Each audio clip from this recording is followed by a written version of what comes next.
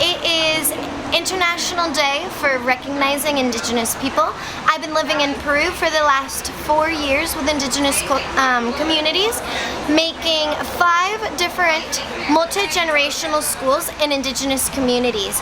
Throughout those 4 years of making those projects, I learned a lot about the belief systems, and had a very strong connection with nature. So today I just wanted to talk about cacao, a little bit of the process behind it and how it gets into our cups here today.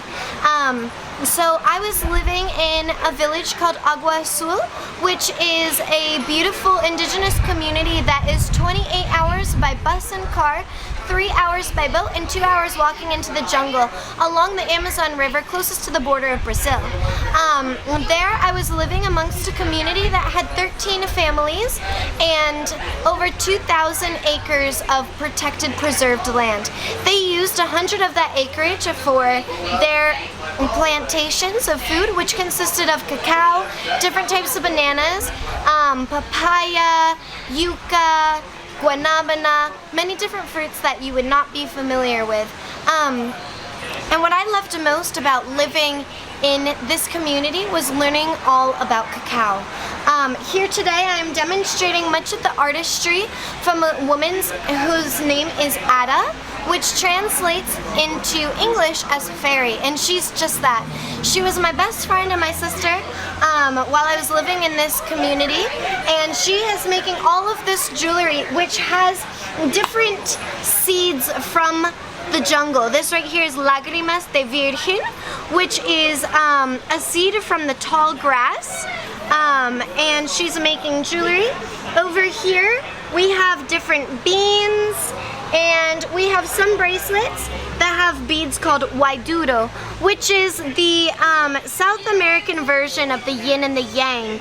So understanding opposition and complementary nature and how that is transmitted through nature is really the point of all of her medicinal artistry. So this as well, all of this is nature-based. The Lágrimas de Virgen, Waiduro, this is their escargot of the jungle. And then this is Ojos de Llama or Ojos de Vaca. In the high altitude, Ojos de Llama would mean llama's eye. Ojos de Vaca in the south, in the lower altitude, means cow's eye.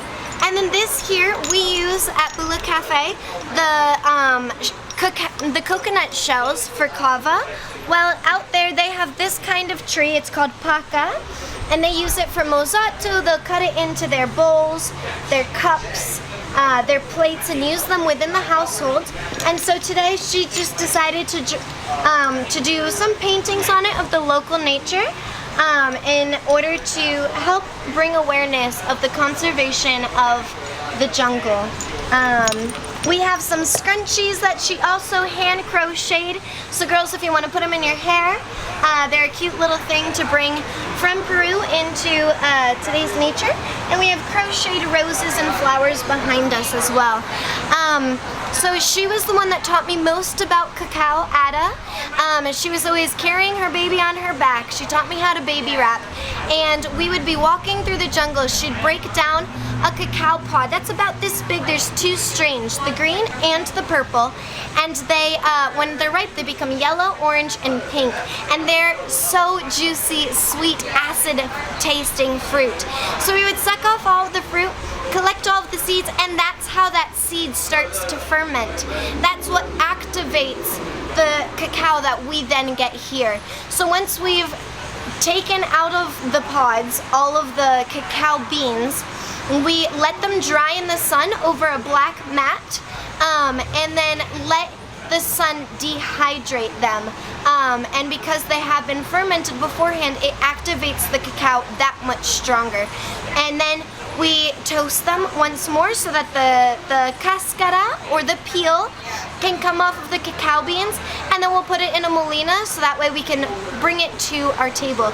To have the different scents and flavors of chocolate that you find in all the shelves today is a different process that comes from the cacao and adding those flavors in over the melting process. So today we are celebrating the day for Indigenous people and we are going to celebrate it with a shot of cacao. In Ashaninka, which is a small tribe in Peru, they have two ways of saying it. The person that is giving the drink to you would say achube, and you, the receiver, would say achina.